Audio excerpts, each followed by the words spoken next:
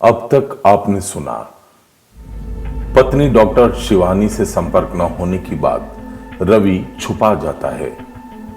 रवि के घर का डोरबेल बजता है पर बाहर कोई नहीं होता। रवि को एक लिफाफा मिलता है।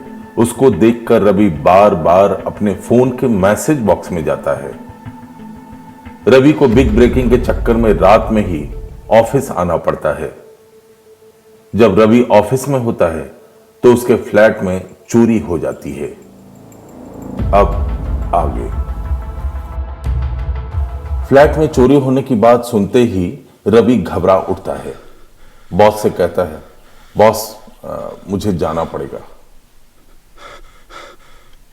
परेशानी में रवि की सांसें छोटी होने लगी। वो जल्दी से बैग से इनहेलर निकालकर इनहेल करता है। इस पर बॉस रवि की तरफ आते हैं और उसके कंधे पर हाथ रखकर बोलते हैं, रवि घबराओ मत, तुम्हारी तबीयत खराब हो जाएगी। तुम बैठो, मैं कुछ करता हूं, परेशान मत हो तुम। नहीं बॉस, ऐसा है कि मुझे जाना पड़ेगा। जाने के लिए रवि जैसे ही कुर्सी से उठना चाहता है, बॉस उसको बैठने का इशारा करते हैं और समझाने की कोशिश करने लगते हैं। तुम जाने के लिए क्यों उतावले हो रहे हो यार? एफआईआर लिखवानी है ना। एक काम करो, तुम यहीं रुको, मैं जाता हूं, तुम्हारे इलाके के डीसीपी से बात कर लेता हूं। अगर तुम्हारी तबीयत खराब हो जाएगी तो तुम समझो मेरी बात, तुम यहीं बैठो। इस बात पर सौरभ भी हैरानी से बॉस को देखता है। रवि अब थोड़ा झुंझला कर बोलता है, बॉस क्या बात कर रहे हैं आप? मेरे घर में चोरी हुई है, आपके घर में नहीं। रवि कंधे में लटके बैग को ठीक करता है और बाहर निकलने के लिए कुर्सी से उठता है। इस पर बॉस माहौल को थोड़ा शांत करते हुए रवि से फिर कहते हैं, अच्छा चलो, तुम एक कारण बताओ मुझे जिसके लिए तुम घर जाना चाह रहे हो। थोड़ा रुककर रवि की तरफ देखते हुए फिर से पूछते हैं, अच्छा कहीं ऐसा तो नहीं कि कोरोना से जुड़े खुलासे के सारे डॉक्यूमेंट तुम्हारे जो हैं वो घर पे हों और तुम्हें लग रहा हो कि वो ना चोरी हो गई हो? बॉस की इस बात पर रवि थोड़ा रुकता है, पलटकर बॉस को देखता है और बिना कुछ जवाब दिए तेज कदमों से केबिन से बाहर निकल जाता है।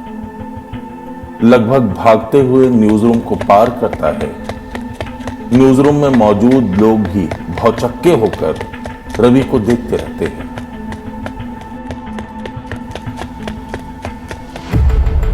गाड़ी में बैठने से पहले रवि ड्राइविंग सीट के नीचे रखे पैकेट को निकालता है, पैकेट के अंदर झांकता है और खुद से बोलता है, उफ, थैंक गॉड, सब कुछ सही सलामत है।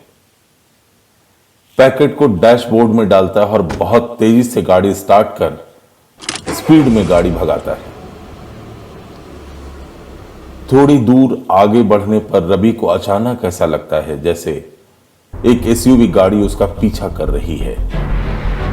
वो बार बार साइड मिरर और रियर व्यू मिरर में गाड़ी को देखता है। अचानक रवि अपनी गाड़ी को धीमी करता है तो पीछा करने वाली गाड़ी भी अपने आप को स्लो कर लेती है। रवि का शक अब यकीन में बदल गया।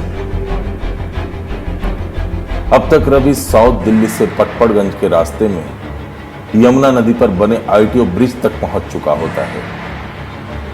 सोचते सोचते किसी नतीजे पर पहुंचते ही रवि ने एकदम से गाड़ी रोकी, डैशबोर्ड से पैकेट निकाला और उछाल दिए यमुना नदी में।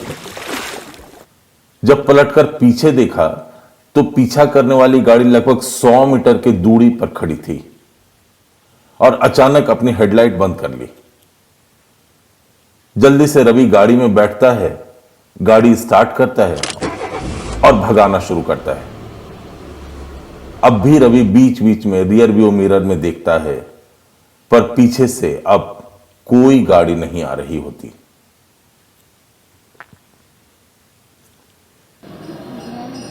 सुबह के 5 बज चुके हैं। दूर से मंदिरों में घंटी और मस्जिद से अजान की आवाज मिक्स होकर आने लगी। रवि अपार्टमेंट पहुंचा और भागता हुआ अपने फ्लैट की तरफ गया। फ्लैट के गेट पर गार्ड शुक्ला दिखा। रवि को देखते ही वो रोने लगा और पैर पकड़ने लगा।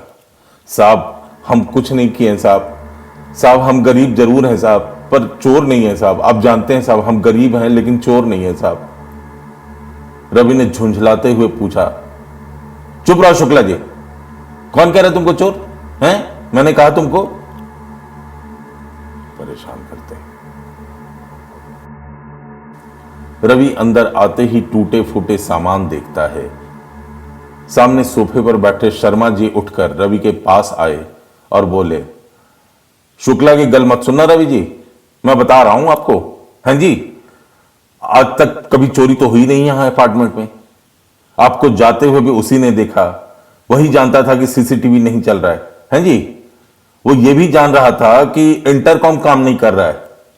वही है, मैं बता रहा हूं आपको, मैं बता रहा हूं। उस बिहारी की गल मत सुनो। पैसे चेक करो पहले, आप पैसे चेक करो, घर में जो रखे थे गायब जरूर हुए होंगे। पैसे चेक करो आप। रवि बिना कोई जवाब दिए बेडरूम में चला जाता है। शर्मा जी के साथ साथ सोसाइटी के कुछ और लोग बेडरूम में जाते हैं। हैरान होकर रवि अलमारी देखता है। अलमारी के अंदर रखे बॉक्स भी खुले हैं। शिवानी के गहने भी बिखरे हैं। रवि चौंक कर बोल पड़ा, ओहो, डॉलर और युआन भी ले गए चोर। इस पर तपाक से शर्मा जी बोल पड़े, है जी, मैं कह ही रहा था पैसे गायब होंगे। ये ठुल्ले जब शुक्ला की तोड़ाई करेंगे ना तो खुद ही बक देगा। मुझे तो पहले ही से शक था इस पे।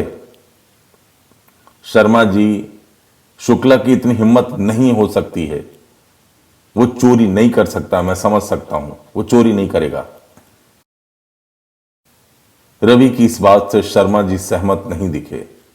उन्होंने फिर से पूछा, हैं जी, अच्छा आपने पुलिस को फोन तो कर दिया है ना? आई एफआईआर लिखे, आगे कार्रवाई हो, हमें भी छुट्टी मिले। शर्मा जी, एफआईआर लिखवाने की जरूरत नहीं है। मैं देखता हूं और क्या हो सकता है, पर एक काम करें, आप लोग चलें। Thank you Sharma ji. रवि की बातों को सुनकर वहां मौजूद सारे लोग हैरान रह गए। शर्मा एकदम से बोल पड़ा, है जी, क्या एफआईआर नहीं लिखवाओगे? कमाल है जी। वैसे पुलिस वाले आ रहे हैं शर्मा जी, पर देखते हैं। पर ऐसा कीजिए, आप लोग चलिए please. Thanks for your cooperation. सब लोग जाने लगे। शर्मा ने जाते जाते कहा, अच्छा कोई गल हो तो बुला लेना। अब तो वैसे भी क्या सोना, रात तो काली हो ही गई अपनी। जी जी जी शर्मा जी, थैंक यू। अच्छा शुक्ला को फिलहाल रुकने के लिए कहिएगा, मैं उससे कुछ बात करूंगा।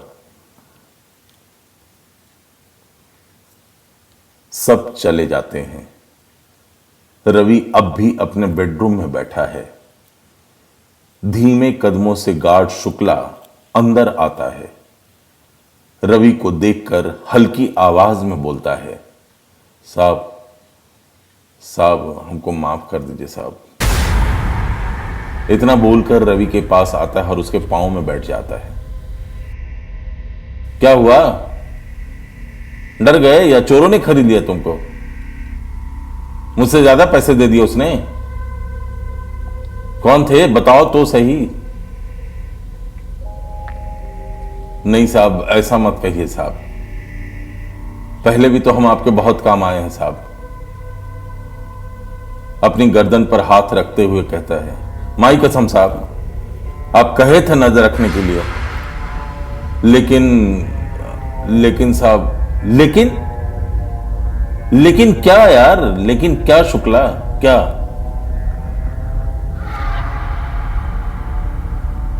हमरा आंख लग गया था साहब। जब नींद टूटा तो भागे आपके फ्लैटवा की तरफ, लेकिन तब तक तो कांड कर चुके थे चोर। शुक्ला की इस बात पर रवि ने अपना सिर पकड़ लिया। और उसके मुंह से सहसा निकला, यार शुक्ला तुम बहुत बड़े वाले हो यार, बहुत बड़े वाले निकले तुम, मुझे उम्मीद नहीं थी।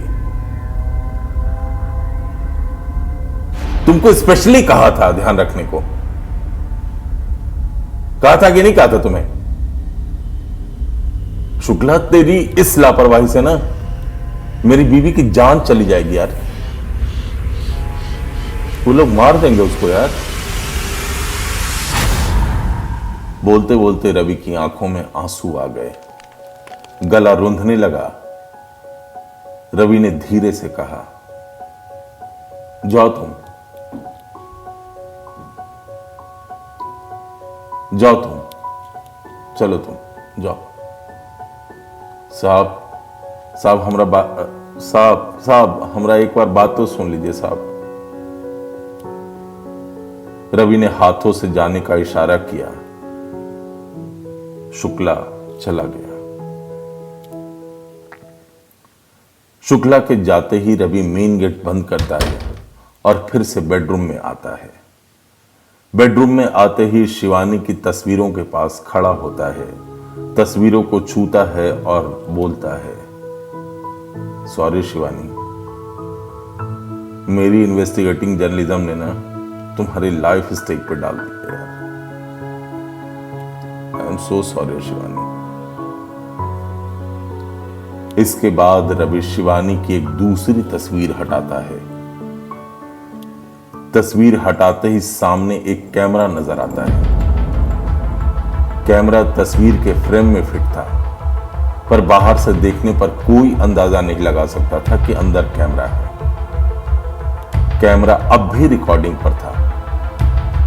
रवि ने कैमरे से मेमोरी कार्ड निकाली और लैपटॉप से कनेक्ट किया। जैसे ही प्ले हुआ, वीडियो देखकर रवि गुस्से से बौखला गया। गालियां देता हुआ फोन उठाया और किसी को कॉल करने लगा।